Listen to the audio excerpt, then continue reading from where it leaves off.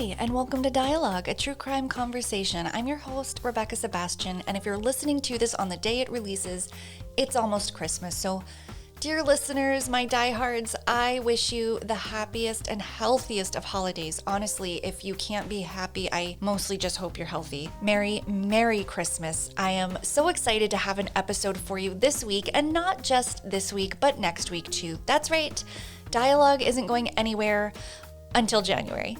I am going to take a 2-week hiatus from putting out episodes so I can just get reset, reoriented for the new year and get my next series all lined up. It was challenging to book interviews in December, even though most people are home. People are still working and busy, and I need a little extra time, and I honestly am getting a little sick of my own voice, to be really honest with you. So I need to recoup, I need to rest, and get excited for 2021 interviews. So January 6th and 13th, there will be no new interviews, but the 20th, we will be back, and we have a great lineup, of course. But that feels like a world away. Here we are, the night before Christmas, and I feel like I'm giving you a gift because today's guest is like one of the queens of this world, this podcast, media, audio world. She's a personal hero of mine and somebody I've been extremely nervous to have on the show. But it's happened. Rebecca Lavoie is here. So you're in for a treat because you're gonna learn so much. The backstory of crime writers on, and a lot of industry tricks and tips, and just her perspective on true crime. Honestly, I feel liberated. We don't have to keep obsessing about our fascination with true crime. And I was getting there myself, but her affirmation of this question just made me feel really free to let that go. I think we can all get very comfortable with the fact that we're super interested, borderline obsessed, and move on and just keep having the good conversations, but maybe we don't have to break that part down anymore. So that for me was like a little gift to myself. We also covered just work and life during the pandemic, and I honestly had to hold back tears in the beginning of our conversation because Rebecca revealed herself to be a very empathetic leader, and her team is very lucky to have her at her place of employment. You'll hear what I mean, but really just nice to know that there's compassionate people managing others during this time, cognizant of what we're all living through. Again, this will make more sense when you hear her talk. I could have talked to Rebecca a lot more, so I have a feeling and I hope she'll be back on the podcast. But until then, please enjoy my conversation with Rebecca Lavoie. And Rebecca, thank you for being on and killing the small talk. Merry Christmas, everybody. I am so excited to welcome you, Rebecca Lavoie, to Dialogue, a true crime conversation. Welcome to the podcast. Thank you so much for having me. It's a pleasure, and thanks for doing it on a Friday in the middle of, I know your days must be really crazy, and I'd like to start there. The fact that you produce and put out as many shows as you do, and you're the director of a newsroom, talk about that. Like, what is your day like, and what is your role at New Hampshire Public Radio? Well, I actually just switched jobs at New Hampshire Public Radio, which there's no way you would have known. So don't feel bad that you weren't in the loop on that. All right. Well, this is breaking then. It happened during a pandemic. I'm now the director of audience and engagement there, which means that I am basically in charge of growing the audience on the radio, on digital, in podcasting, on-demand audio, streaming, and social media. And I basically I'm just in charge of growing that audience and engaging with that audience. It's a job that I got during the pandemic, so I have done nothing to make it actually like a thing yet. Tough way to start. Yeah, so I actually still work in digital in the newsroom there, and I basically run the news website and social channels, and I supervise a digital team of 2 other people, which is like very tiny for a newsroom our size. But yeah, it's tough. I mean, I have to say, before my husband and partner, Kevin, when he used to work full time, it's like we've been working in startup mode for 5+ years, working our day jobs. He had a very challenging job as well. And then producing, recording, editing, and, publicizing all of our projects basically at nights and on the weekends. So for 5+ years, I was working 80, 90 hours a week. And just this year, in like February, he finally left his job. And so he's doing a lot of the things now that used to be my extra time. So I basically just have the opportunity to be talent now, which is awesome. I show up, I talk. He preps a lot of the scripts and he pulls the clips and he works with our line editor and he does all of our social and newsletters. And so he's basically the reason why I can do this right now and be alive. Okay, because I did want to know what was your life hack, because, for working parents this year especially, it's so hard to do one job, let alone all the new ones we have, even with older kids. I know your kids aren't like little, and mine aren't either, but there's still parenting that has to be done. Oh, yeah, I suck at it. That's the thing is right now I'm not great at anything right now. I'm not great at my day job. It's just a lot going on. Like when I say I'm not great at it, what I mean is there's so much time spent just caring for people and talking to people about how they're doing and helping them get through their days. And expectations, I think, in every workplace in America should just be like way lower. Like we should expect people, I think, to work between 20 and 30 hours a week if they can. And we should be happy with what they are able to do. Flat is the new up. So, that's kind of the mode I've been in supervising people. It's a lot of that. But yeah, and I also just haven't been, like my son just had to remind me to look at his college essay that I have been bugging him to write for a month. Yeah. He finally started it. He shared the Google Doc with me and he's like, Mom, you told me to do this and you're not even looking at it. I'm like, I know, because I'm bad at this right now. Is he a senior?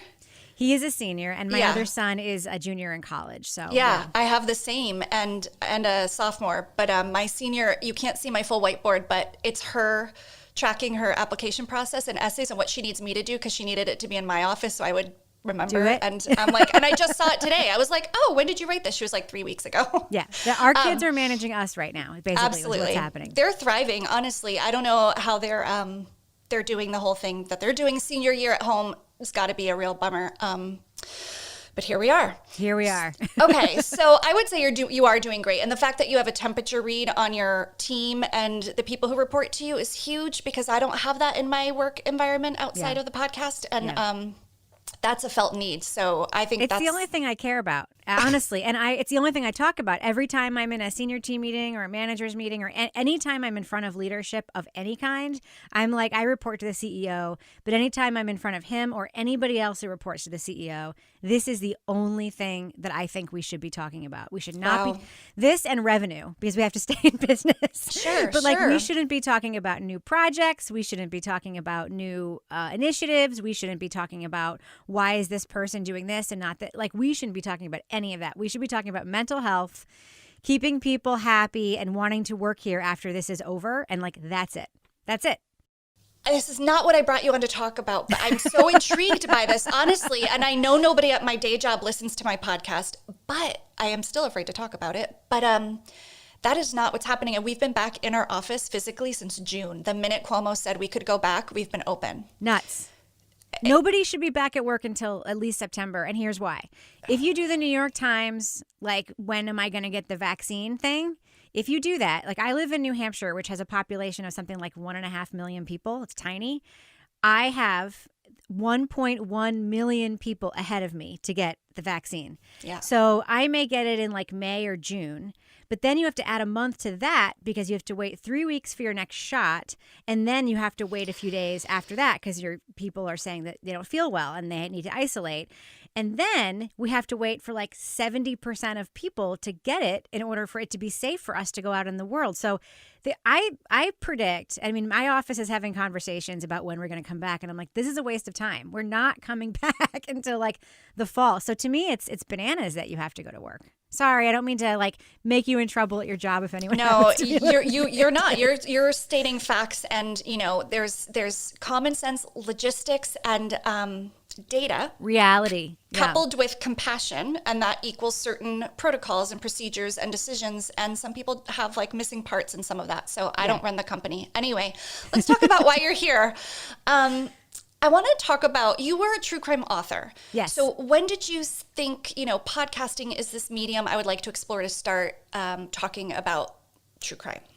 So I work in public radio by day, and I always kept my true crime writing very separate from my day job, because as a genre in 2008, 9, 10, 11, 12, that kind of period of time where our books came out, it was very much looked down on by journalists, like a true crime, by journalists and authors, I'd say. It was definitely sort of like a back of the bookstore or in the airport on a carousel kind of genre. No one really took it seriously or cared about it, even though, except when men wrote it, ironically. But there's always this thing where I kept it very separate at work, and I didn't talk about it a lot. When I had books come out, like I wouldn't tell people, and it was like I was a little bit embarrassed, which is horrible to say, but I was made to feel that way because people were snotty about true crime forever.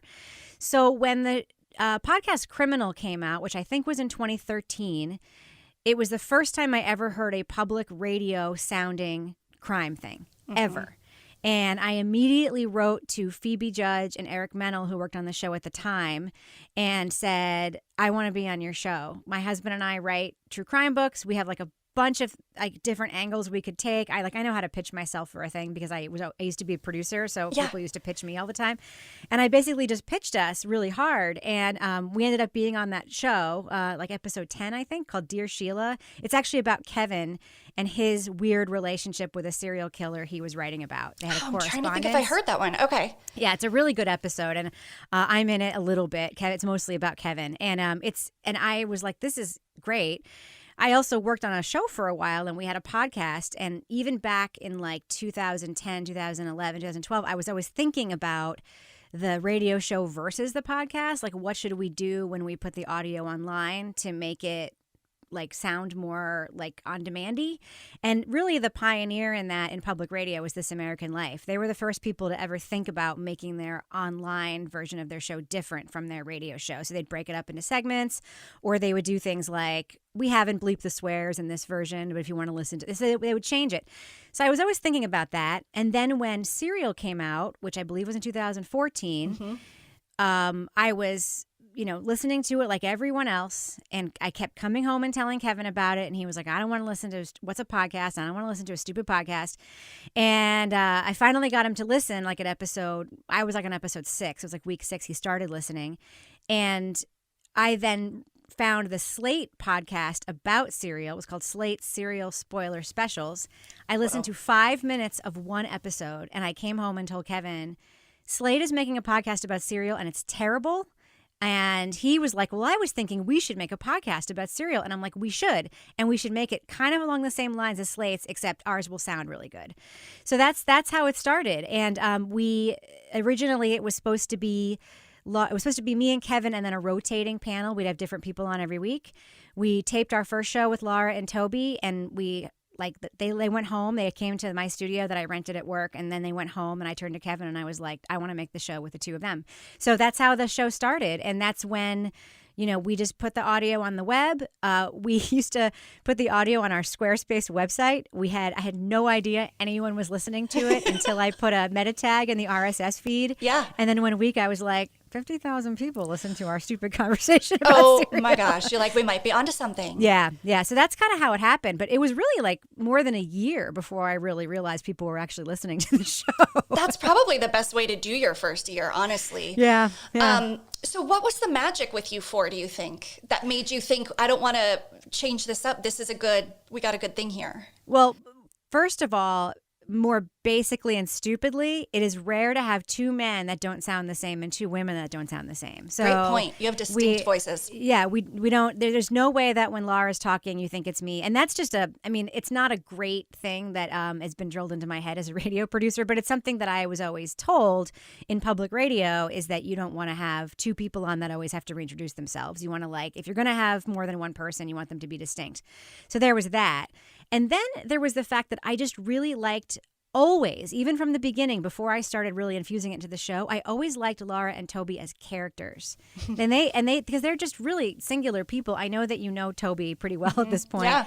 There's nobody else like him that I've ever met in my life. Like, he's weird, he's cynical, he's dry, but kind. He's but very kind. He's sweet. Yeah. He's also kind of scattered. Like, he's almost like a professorial type. Yeah. And then Laura is, what you see is what you get. She's a total spark plug. She cannot stop talking. She investigates everything, even if it's like, why did the price go up on the pudding I like to buy or whatever. And she's a character. She is like a Miss Marple Murder, She Wrote, Jessica Fletcher. Like, she is a real character. And she also has the investigative experience as a PI, a defense investigator, that added a lot to our show initially, especially when we were covering wrongful conviction stuff most of the time. Yes. You know, when I met Toby at the True Crime Podcast Festival last summer, Dialogue was just about to launch. I was there doing trivia, which you played and won, because it was like the category it's almost like I rigged it because it was Peas in a Pod cast, and you crushed it. But Toby, like, I'm very competitive about trivia, by the way. I had a feeling you would be, and I was like very nervous, and also was like, she's definitely gonna win, which I felt great about. But Toby was like, hey, I'd love to be on your podcast, that I was just casually mentioning and like getting people to subscribe while I was there, and I was like, really? Okay. And it was so forward and earnest. It was so unexpected and sweet, and I loved our conversation. But he said you guys have a great working dynamic and that it just works. And by now I would think you have to have figured out some rhythm. So is that, but it's also evolved so much. I'd like to know, how did it evolve from serial focused to, you know, opening up to critiquing everything. Yeah. From what we watch, listen to, read in the deep dive, you know, how did that all happen? It happened because after Serial ended, I believe the first time for a while, like when Serial ended, we just kind of stopped. And then when something would come out, we'd be like, we should make a podcast about this thing. So the next thing I think that we did after Serial was The Jinx. I'm not 100% sure on that. There may be a couple of in-between episodes that we did. And then after we did The Jinx, we were like, we should just keep rolling. And we started doing more media, other podcasts. And at that point, true crime podcasts were coming out. Like, you know, there were so many, and there were so many kind of like, really everything was groundbreaking at that point. Yeah. So, you know, everything was. The things that are now so hackneyed were all new then. So that was kind of how that started. And then it was like 3 years into the podcast where Kevin was like, we're actually reviewing this stuff, so we should make it a review show. Like, that's our point of view, not just talking about it like a book club, but also like recommending. So that was how that evolution happened. But in terms of our working relationship, I have never had one like this in my entire professional life.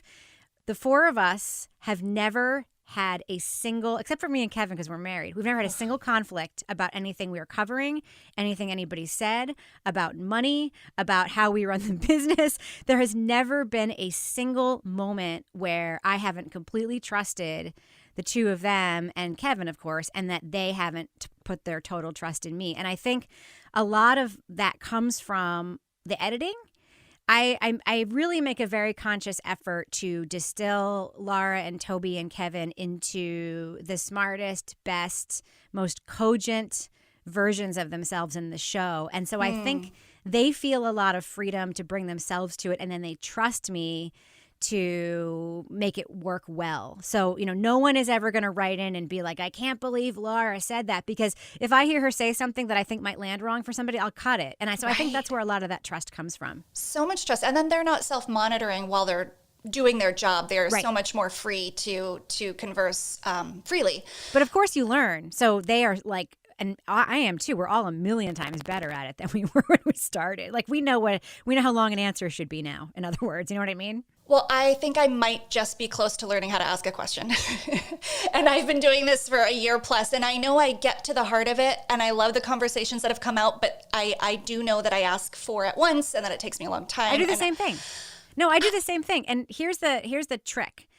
Ask your 4 at once, right? Just do it. But then when you're editing it, cut out the middle part. So start the question. It almost always works. The last thing you said is really the question. The stuff in the middle is like BS. And if they respond to the stuff in the middle, it just makes their answer sound smarter because it sounds like they're more insightful than the question you asked. So that's what I do. I have my other job at a Netflix podcast. They hired me ostensibly because I'm this great interviewer, and I'm like, I don't think I am. I like talking to people. That's basically what it comes down to. Yeah. For me, it's all follow your curiosity. So if I'm curious about somebody, I invite them on, and then I ask all the questions that I actually genuinely want to know. I'm also encouraged to hear that it took 3 years to kind of find your niche within the show. That's really cool to hear. I think for creators to know that you keep pushing forward and you find what's working. But I want to pause on Serial for a minute because it definitely set the tone for something and sort of set up people's appetite for more true crime. And almost every, maybe 75% of the people I talk to on here say Serial was part of their journey to becoming a podcaster or just into true crime podcasting, listening wise. Why? Why is that story in particular to you so compelling, and why did we all fall in love with it? I think it's the real-time reporting of it that was so compelling. There was no way to look up what happened. So Sarah Koenig took on this story that no one had ever heard of. Right. And the way that it was reported week by week, and I know that, just because I've produced narrative radio, I know that a lot of the reporting was done, but they were driven by the week by week formula, and they did add things and change things and evolve things based on tips, based on, real time investigation stuff. And they were in the field taping while they were making it, which is a very, very, very unusual for a real journalist to do. I mean, typically the way journalism works is you put a finished thing out in the world that's been edited, that's been vetted, that has a beginning, middle, and end, that has a point, that's in the public interest. And I know for a fact, and it's because she's been transparent about it, and also because I know a couple people, a little bit, who work for Serial Productions, they started it and put it out with partially the expectation that maybe they would just have to stop, or maybe at some point it would just be I guess this is as far as we can go. What do you think? I mean, I don't think they really knew. So I think that was a huge, huge part of it. I also think if they had picked a case that was about anything other than high school kids, it would not have been as interesting to America. I mean, we all remember all of those high school dynamics. Yeah. I mean, they're almost I went to high school in the late 80s, 90s. So I felt very simpatico with Adnan and Heyman Lee and that whole cast of characters that they went to school with. And my favorite moment in the whole podcast, it might be episode 1, is when they hit maybe episode 2, they hit the Jodeci song, All My Life, talking about the prom. Oh, God. So evocative. The notes on the notebook, the diary, the text at not texting, but paging. It's just so evocative. I do think stories about young people are just inherently more interesting because young people are super interesting, but also that it was a murder case that happened around young people. I think that's the secret sauce. I really do. And then I think, the number 3 thing was, number 3 is the beautiful production of it, but the number 4 thing that was really, really important, you have to remember wrongful conviction stuff or potential wrongful conviction stuff was not in the media at all, really, before Serial, unless it was some niche investigative report on PBS. People were not telling pop culture stories about potential wrongful convictions and the process and questioning the police and questioning prosecutors. Serial was the first big mass media thing that did that. So do you think it introduced that to us in a way people could find more palatable and accessible? Yeah. Yeah. I mean, an example I'll give you is we have at NHPR a podcast called Outside In, which is about the environment. But our tagline is the natural world and how we use it. Very rarely do you hear the words climate change, environment, all that on the show. It's a narrative story podcast. They do reporting. They tell stories about a guy who's doing a thing or a town that's doing it. It's very sort of This American Life-ish. And that it's got a great audience, super loyal audience, and it appeals to people who aren't outdoorsy or aren't sporty or aren't into climate change, science stuff because of the way that it's done. And that's what Serial did. I mean, Serial, I think about this all the time. And where are you from, by the way? Where do you live? You live in New York? Well, I live in New York now, but I'm from Princeton, New Jersey. Okay, so the thing that I always thought about Serial, which, I want this to sound the way I mean it without sounding in any way demeaning. But I'll just say what I mean, and then your listeners can decide if I'm demeaning or not. Do you think that somebody who's a woman in her 40s who lives in Oklahoma, who maybe goes out walking in the mornings and just discovered podcasts as a way to get it through it, do you think that person would know what a Brady violation was, or what, the powers that prosecutors have, or that coerced confessions happen all the time. Do you think they would care, no end care, if it weren't for Serial? Like, I say absolutely no way. Absolutely no way. I'm 100% with you. And honestly, I feel like that's true of myself. I think I had a very peripheral understanding of those things, and it's so much deeper now, and it's made me care so much more. So to me, it's like almost they found a way to get me to eat my vegetables, and in a not manipulative way. Like, this is good for me. It's good going down too. And that brings me to the idea of entertainment. Yeah. So I don't think Serial, and I could be wrong, I haven't interviewed Sarah Koenig. She said no very politely. I don't think her intention was to educate everybody on the American justice system. She made a great story that we all really liked. So if advocacy isn't your intention, do you think true crime, it's okay to produce it for pure entertainment value? I think that even advocacy has to be entertaining for people to want to listen to it. I really do. And if a show is not entertaining, nobody will want to listen to it. I mean, there are people out there I know who are like, we get this feedback all the time in our Facebook group, and I'm never going to judge anybody for what they like. But there are people who will say, oh, the production values, the writing, none of that matters to me. The music, all that matters is the information. And I would challenge any of them to say, like, but if it weren't something about it that entertained you, you wouldn't care about the information. And also, we also, I think, hold every other media to that standard. Like, you wouldn't watch a documentary if it weren't entertaining. You wouldn't watch a movie if it weren't entertaining, even if it was about something serious. I mean, so I don't think that there's anything bad about that word. What that word means is somebody wants to spend time with it. Entertaining means I'm spending time with it, and that time is time I want to spend with it. It doesn't mean it's light. It doesn't mean it's comedy. It means it's compelling, and that you want to turn the page or listen to the next episode.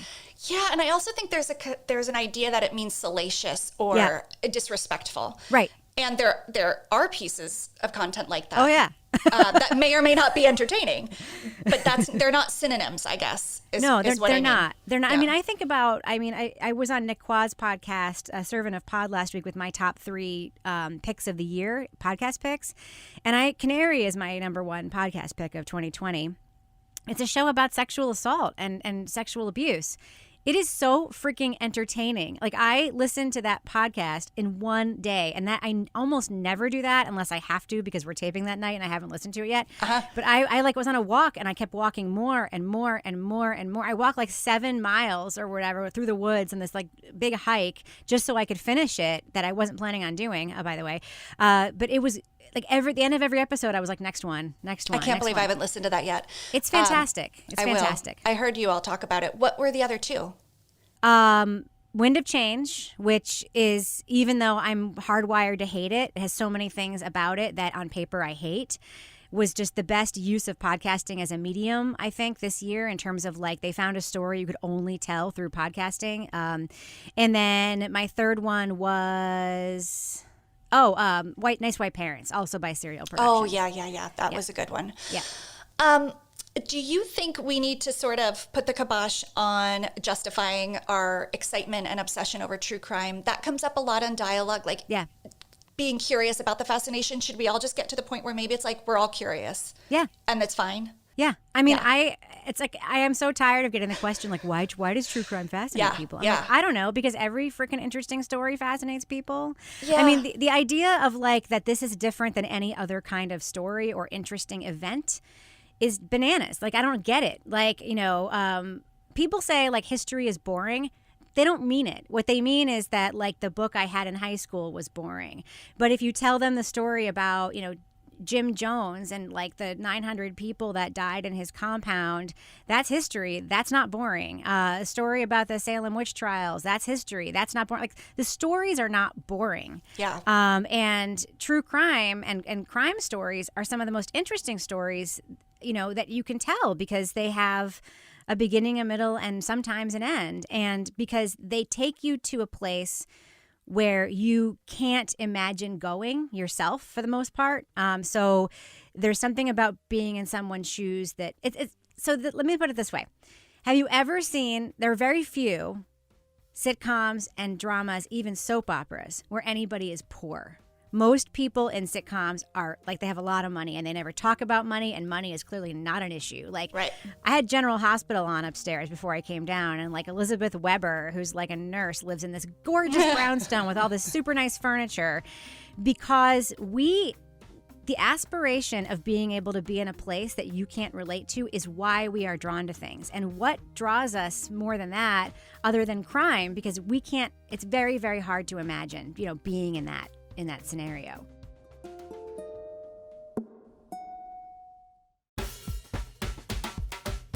This episode is presented by Curator. Curator is an all-encompassing, curated lifestyle membership for the modern woman. With style expert Rachel Zoe at the helm, Curator delivers member value via the curated lens of confidence, convenience, and community. Curator delivers coveted, name-brand fashion, beauty, and home essentials right to your door every season. Each seasonal box of style includes 5 pieces to elevate your style. The new winter curation features products from trailblazing female founders and designers to help you feel a bit more chic and confident this holiday season. Become a member now to get the winter curation, unlock year-round access to the members-only shop, and receive exclusive member benefits. Rachel Zoe's Curator is exclusively offering our listeners $30 off by using the code PODGO30 at Curator.com. That's PODGO, PODGO30 for $30 off at Curator.com.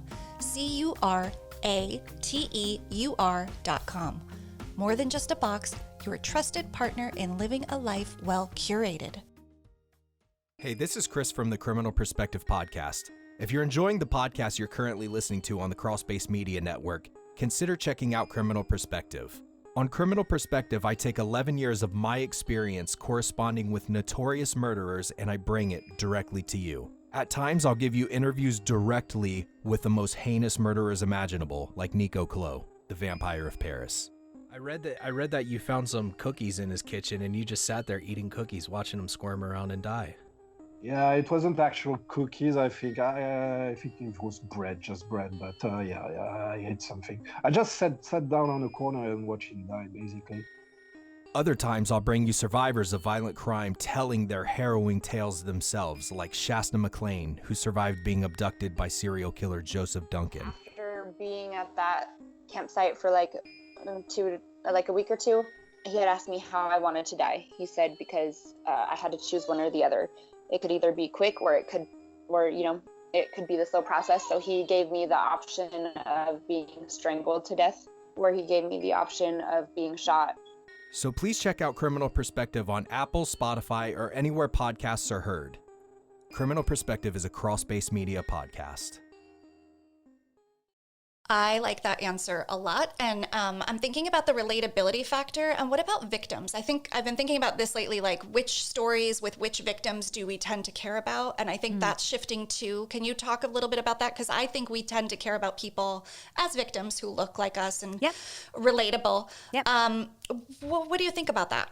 Well, by the way, that's intentional. So one thing that a lot of people don't know is that there are people in the world whose job, they're called news fixers.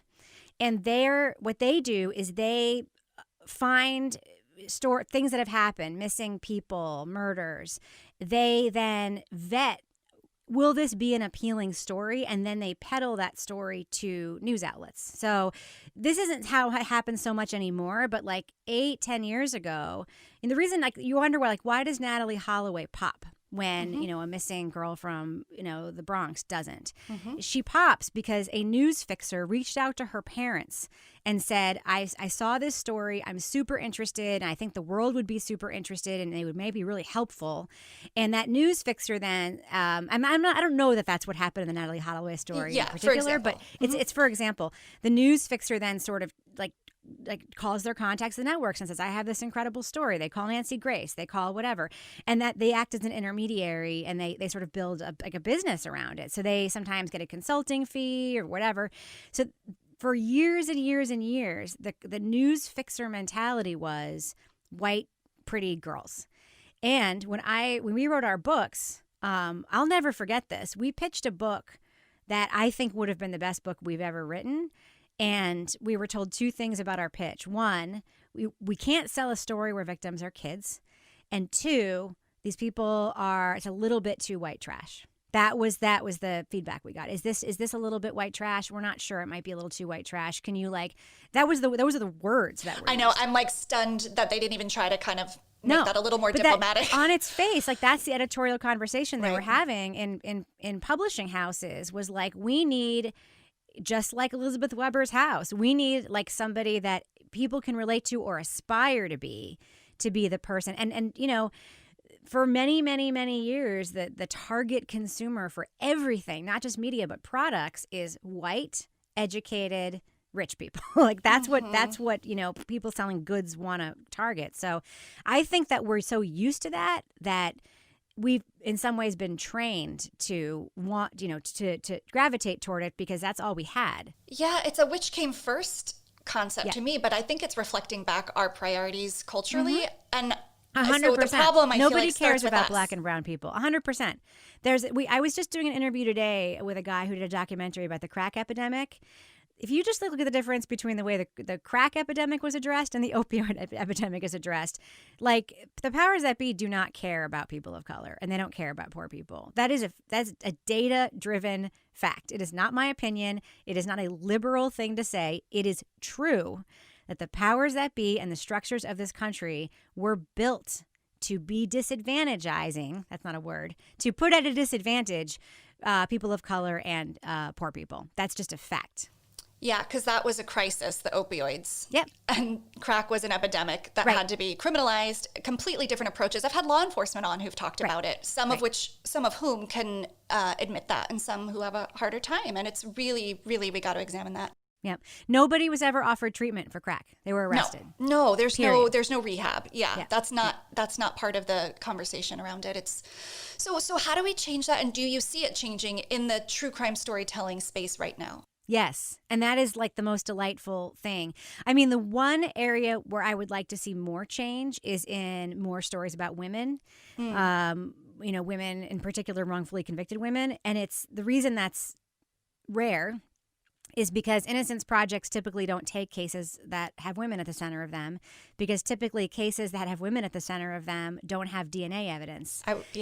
So that's just a statistical fact. Like, you can exonerate men based on physical evidence, and crimes that women have been incarcerated for very rarely have a physical evidence chain that can be disproven.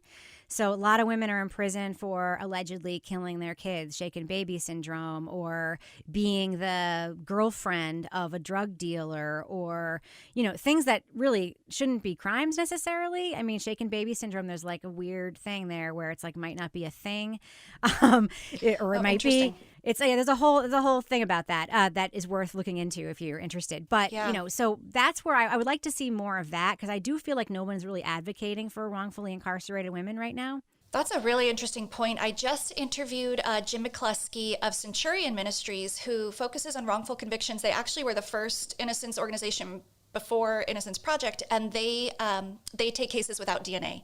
So I think a third of their clients have been female, but good, far fewer. But then today I was just listening to a podcast, Abuse of Power, with David Rudolph and his wife Sonia Pfeiffer, and they were doing a case with this woman named Hannah Overton.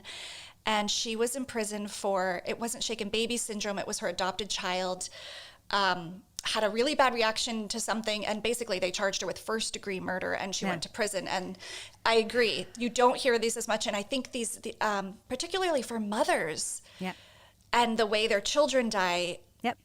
And look, I'm a mother, and I've been a child. Like, I wouldn't want any mother who did kill her child to not be punished for that. But I think there's a lot of room for misunderstanding. There is, and there's a lot of room for self-loathing and vilification that's based in misogyny and patriarchy. That's what happens. Well, what happens is women. We demonize women, and we demonize mothers who are imperfect. Yes. Back to the crack epidemic again.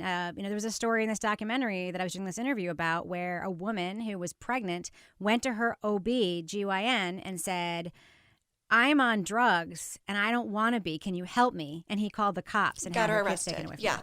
So I mean, that's just there's a vilification of women, a vilification of mothers who are perceived to be imperfect. That is a huge, huge issue.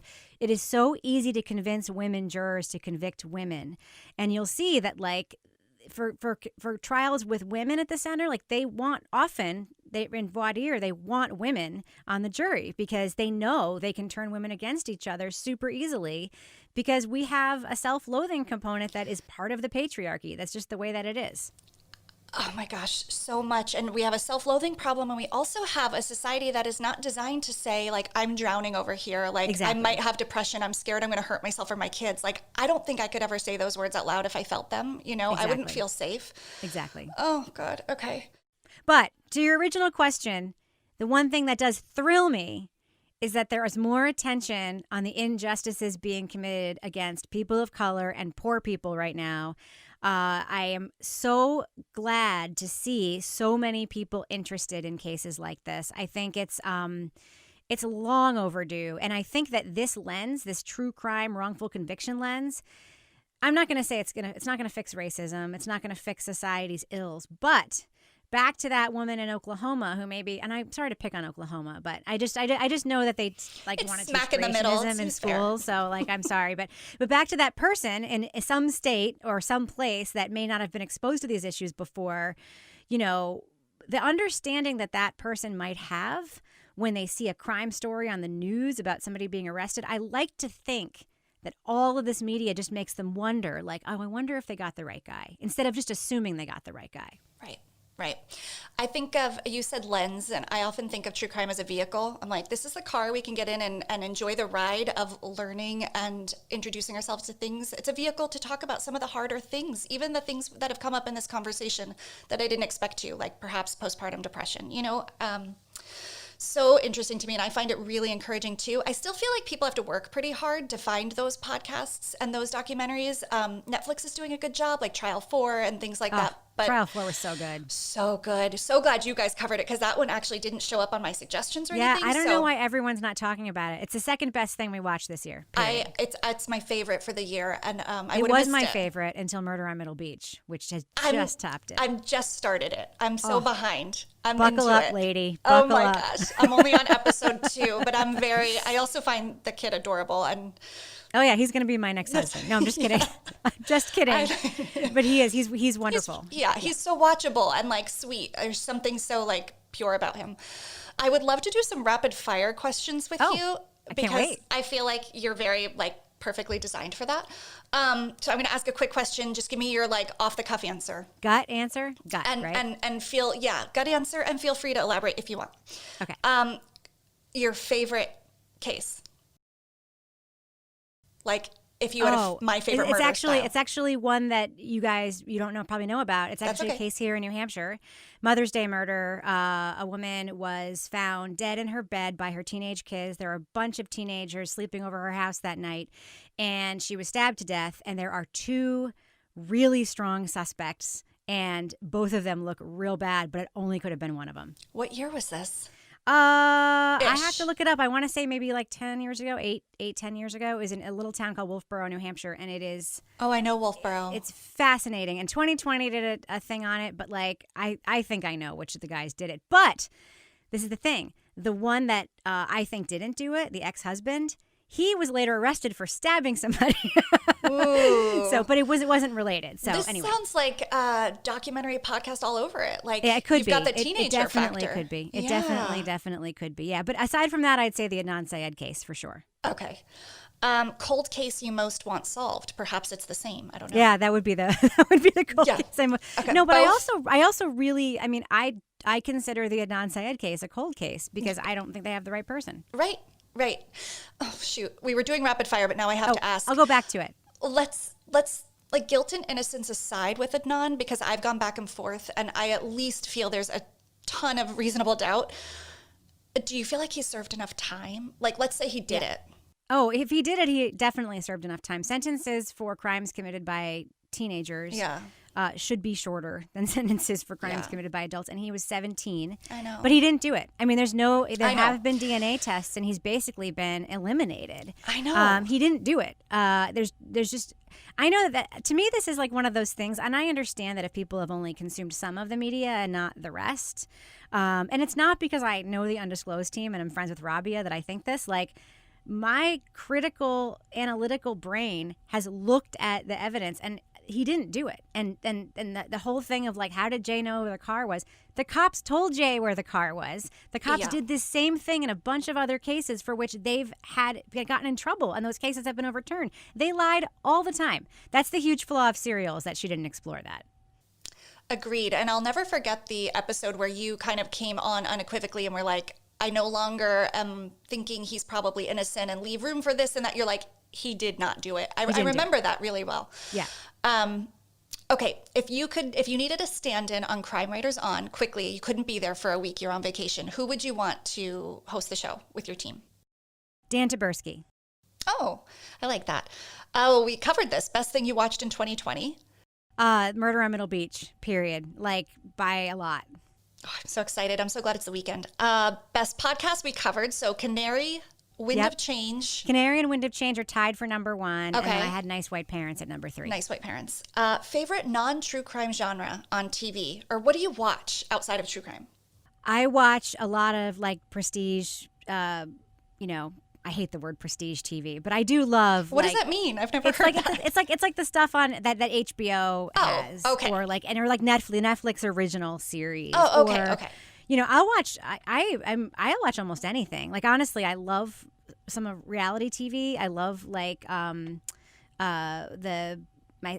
love Top Chef like a lot. Yeah. I love HGTV like a lot. I like all of it, but our appointment TV is usually like something like The Queen's Gambit or Game of Thrones or like a thing like that. Okay. First place you want to go when it's safe to travel? The Caribbean, anywhere, probably St. Kitts. Oh, and Scotland. Oh, those are different. Yeah, very different. There's a big world to see. That was the end of my rapid fire. I thought I had so many more, but it's good because I thought of other questions. Critiquing. How was it scary to start reviewing and put your opinion about major content out there? Yes. How did you get over that? I'm not 100% over it. I'm just leaning into it. I just decided like this is what we do, and I always think about Roger Ebert, right? And he's like one of my all-time favorite critics in any medium, and mostly because I just love his writing so much. But he spent his entire career basically like he's the best negative reviewer like in critical history. Like his bad reviews of things that he didn't like are just so, he goes for it. He leans so much more into something he doesn't like than he does to something he loves. And I'm like, that's important, because I think if you are going to say that something isn't for you, you really need to be able to articulate why, and you should be specific, because on the off chance that the person is listening who made it, you want to make it clear that it's not just I think that person sucks and I don't like them. It's almost never that. Occasionally it is, but almost never. But I do think that good criticism should be based in real and honesty and be thoughtful. And I just did an event a couple nights ago, and Payne Lindsay was on the panel, and I watched. I'm so conscious of the fact that we actually like make fun of him on the show, and we make fun of his podcasts on the show like all the time. Like I hate them so much, but at the same time, whatever I think about the media he's made, and I don't know him really well personally. I've only met him like twice, but whatever I think about the media he's made, he is a groundbreaking figure in our industry, and his career is super impressive. When he was in the panel, and I was trying to like think about how I was going to talk to him, I was like, I'm going to go through that lens. I'm not going to be like, so why do you like recreate phone calls in your podcast? Why do you call actively grieving friends and family members? So did you really crawl under that house? Yeah, I have to tell you, I would have gone to that panel.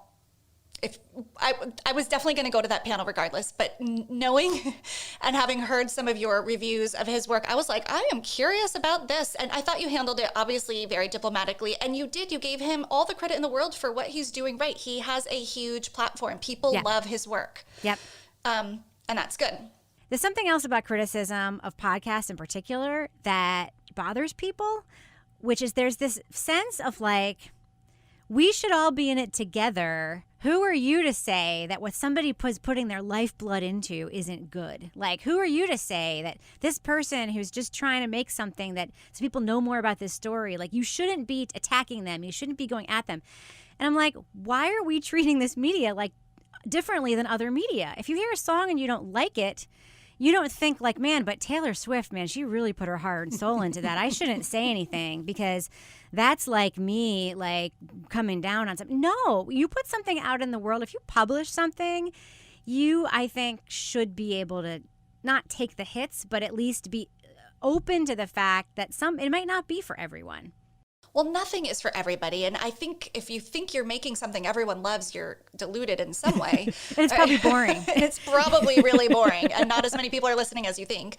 And you said on the off chance that the creator might be listening, but I think it's safe to say at this point, people are listening to your show who make stuff that you're talking about, don't you think? I think our show, our audience definitely is not huge. We're actually one of the smallest podcasts I know on our like advertising platform that we work with Stitcher, and I know we are a tiny show for them. Like our show is not big, but I do know that a lot of industry people listen to our show. Well, that's what I'm saying. Yeah, like if they put out a show, a podcast, and you're going to talk about it, they're listening. Yeah, I also get pitched. I mean, Leon Neyfakh pitched us on Fiasco, and I get, a note from, HBO pitches us on their stuff now. So we definitely get pitched. Okay, so that's my next question is what is your threshold for accepting what you do and do not review?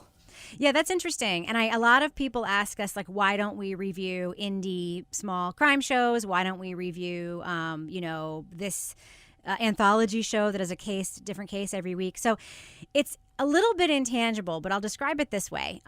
One thing that I don't like doing is punching down. So I will review a small independent show in order to, because I've listened to it. I think it's worth people's time, and I want that show to be successful or more successful. So I really like finding small, niche-y things or things that people haven't heard of that are good and talking about why they're good. I mean, I think about there have been times also where we've put things on the show that I thought the quality wasn't great, but it was really good because of who made it. Like, it was impressive in some way. Like we did what was the podcast we did recently? But there's some students like at UT Austin made it. Oh, the Orange Tree. The Orange Tree, yeah. A good example of a show that was also ended up being really popular, very flawed, but also for student journalism, like really strong work and had a lot of potential. I first of all, have a hard time discovering small shows that are good or that have something that would be a conversation. And that's another threshold is there a conversation here? Are there ethical questions? Are there production questions? Are there questions about story choice? Very often that is not the case. We get pitched stuff all the time where I'm like, we could talk about this for 3 minutes and it would be over. Right. Not because necessarily it's bad or boring, but because there's no conversation. And then I'd say that the final thing is, one of them too is we want it to be something that a lot of people can access. So we don't review podcasts behind the Luminary paywall on purpose. Like I know that you could make the argument, well, it's like the same. Netflix is a paywall, but most people have Netflix, or a lot of people do. But I don't want to, especially with podcasts, review something that isn't free in some form of itself. Yeah. And then also we don't review anthologies. So, a show where someone is covering a different case every week, like that's just like, what would we talk about? Would we talk about it one episode, or would we talk about it and then how many would we have to listen to? And then it just doesn't fit. Yeah, and then I think you'd have to spend a lot of time talking about the host themselves, which I think could be difficult, boring, and not the point maybe. Right. That makes a lot of sense. When somebody pitches you something and you say yes, do you make it clear that your review will be your review and that you're not okay? So there's no I make it very clear. Okay. I always say I'm happy to do it. Just be aware that I can't say whether or not me or the panel will like it, and everyone's always fine with that. I do reach out to people. I've done this a few times, not a lot, but I have reached out to people to give them a heads up that our review was not positive. I've done that a couple times, only because especially if it's a smaller creator, I don't want them to see tweets about us not liking their thing. I just think it's like a professional courtesy. It really is. Yeah, and then I also will tell people like when we loved something. Like I DM'd Madison Hamburg on Twitter, and I was like, I really want you to listen to our podcast just to hear how much we loved your documentary. That is so nice. But yeah, I not very often, but depending on who it is, like if it's Gimlet, I'm not going to give them a heads up that I hated their thing. I mean, who cares? They're fine. They don't need me to like their thing to be successful. But if I think that somebody will maybe take it and think that it's going to impact like their career or their point of view or something in some way. Like I also want to make it clear that just because we didn't like it doesn't mean somebody won't. course, of course. No, I think that's really generous. Is there anything happening just ahead that you see in the true crime space or podcasting that you're excited about that's like breaking some new ground? Or do you think there's ground left to be broken in podcasting? I do. What I'm really excited to hear, and if it ever comes into the world, which I think it will, I've heard that it will, Connie Walker, who made Missing and Murdered, works for Gimlet now, and she's been working on a true crime podcast of some kind there. And taking a talent like her and pairing it with the production beef of Gimlet, like I am really interested to hear what that is and what it's about. I also am extremely interested in anything, and I said this, I feel like I say this all the time. I swear to God, like I'm not like, I don't work there. I'm interested in anything Pineapple Street makes. They just make, I think, the best shows. Their partnerships with other producers, their stuff with Dan Taberski is incredible. Wind of Change was incredible. Ronan Farrow's companion podcast, Catch and Kill, it should not have been good, but it was incredible. Yep. So anytime I see or hear of a show they're producing, I'm like, that's on my list. Yeah. And then I get to see a lot of screeners of Netflix stuff because I'm on You Can't Make This Up. And this is a thing that like I don't think Toby will like. So I'm not saying that it's like for everyone, but they have a really interesting documentary coming out about Richard Ramirez, the Night Stalker, which I really enjoyed. Oh, interesting. I'm not a serial killer person. I'm like a little bit of an outlier in that way, but I'm open. Well, I like the one thing that to me that's very interesting about serial killer stories is not like the pathology and the whatever. It's the era. Like the 70s and 80s just saw this huge glut of serial killers. And there's like some like it's baked into communities. Like Los Angeles had the Hillside Strangler, the Night Stalker, and the Golden State Killer? Like basically at the same time, like overlapping each other. That's insane. Interesting. Yeah. Yeah. So to me, I just sort of find the pre-forensic era, like how cops worked. Like to me, that's interesting. Like hearing that the Richard Ramirez case, you can look it up, so it's not a spoiler. The way he was caught is insane. Oh, it's I don't think I know that story. Yeah. I basically, I want me to tell you? Yeah, please. Okay. Basically, he, it was like a movie. When they finally figured out who it was, they put his picture in the newspaper, like on the cover of the newspaper. What a face, too. Yeah. And the police were sort of trying to get in. They thought he might be at this bus station. He ends up getting on this bus and escaping. But just like a movie, someone on the bus is reading the newspaper and goes like this and looks up and sees him. And then he pulls the ripcord. Richard Ramirez ends up sort of like running away in the chase. And all these people on the street end up saying like, there's the Night Stalker, there's the Night Stalker. And they end up tackling him. He was basically arrested by citizens, like a gang of citizens. Have we never seen this in a movie? Nobody's yet made I never knew this until I saw it in the documentary, and I was like, wow. That has all the makings of a Hollywood show. It sounds crazy. Fake. It sounds fake. It does. It sounds like two on the nose. Yeah. That is so interesting. Well, I could talk to you about true crime all Me day too. and all weekend. I love hearing me how back. your brain works. I will. We will. Maybe we'll do like a panel. Maybe we'll have all four of you on at once. That's a lot to manage, but I'll try. But something I ask all my guests before they go is, what is keeping you up at night? Pandemic and the attempted coup, but mostly the pandemic. I'm hopeful that the coup won't go anywhere, but we are not even close to the worst part of this thing. And I think that aside from the deniers who just screw those people, my boss. I don't know if you swear on this podcast, but You I can. would use the F word. Oh, fuck those people. Aside from the people who've made it political and are deniers or are pretending to be deniers because of politics, fuck all those people. I do see a cavalierness now that the economy is sort of going again and now that the vaccine news has been announced that is incredibly upsetting to me. It's incredibly upsetting that people are not taking more precautions at a time there are more cases. And, you know, it's touched my family a little bit. We've had some cases in my family. It is terrifying. And I just think it's the only thing we should be thinking about and the only thing we should be caring about. And if we're not, it means we're not human beings. So that's what keeps me up at night right now. Yeah, I'm with you. My husband got it right at the beginning in New York when we couldn't get a test and you just had to assume you had it. Yeah. And they tell you to stay home unless you can't breathe. Right. And there was 3 days where we had the phone and we're just checking his finger on the oximeter thing that we got from the drugstore. And that was our best defense because they couldn't do anything until he was near hospitalization. He made a full recovery. But the fact that there's still people And Oh, I in know. this city, no less, in my I know. city, at It's my insane. office. And the people who say, "Oh, but only like 1 to 4% of people die," like fuck you. That's a lot. That's a high death rate. If you get a thing that 4% of people die from, that is terrifying. You have like a 1 in 25 chance of dying, or even a 1 in 50 chance of dying. Would you take those odds if it were a roulette wheel? Would you be like, okay, if it lands on this number, you're gonna die? Like, you wouldn't play that game. No. So I just don't understand the thinking around it. I don't get it. And I don't, it's not about personal freedom. Seatbelts aren't about personal freedom, and neither is any precaution around COVID. Yeah. Oh, I'm so with you. And I'm grateful to hear your perspective of what you see coming, because I kind of stopped paying close attention, to be honest. Yeah, I'm it's so bad. weary. Sorry. I'm so weary. Do you think schools will reopen next fall? Well, the data shows, and I only know this because I work in a newsroom with I know, it's so really helpful. talented reporters.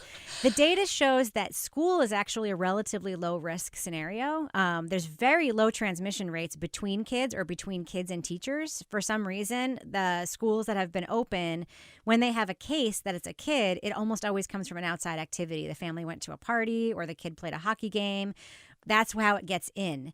But the transmission rates between kids have been really rare, and the transmission rates between kids and teachers have been rare. I don't know if it's because of what schools are doing to manage it or because of the numbers. I don't know. So I think we're going to see rolling school closures, like when there are cases. Like my son's school has been closed. You know, he's in a different school right now, so because he would have a hard time doing remote, so we'd send him to this school with only like 8 kids in it. Got it.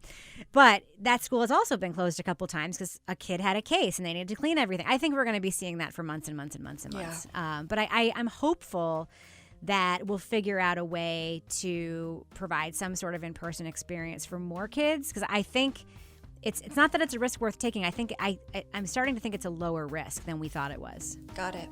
Okay. Thanks for that. You're welcome. You heard it here, COVID update. Rebecca, thank you so much for being on Dialogue and for killing the small talk with me. Rebecca, thank you for having me. Please have me back. I would literally come on anytime to talk to you about anything you want. I mean it. You want to talk about anything? Like, I'm game. I'm in. I actually would love to brainstorm my next season with you offline. Perfect. Let's do it. Dialogue is a Yellow Tape media production edited by Jason Usry and produced and hosted by me, Rebecca Sebastian. Please be sure to subscribe to Dialogue, a true crime conversation, wherever you listen to podcasts, and follow us on social media. We are at Dialogue Pod across all platforms. You can also drop me a note or a guest suggestion or sign up for my newsletter at RebeccaSebastian.com. Be sure to join me every Wednesday for a new episode and another killer conversation.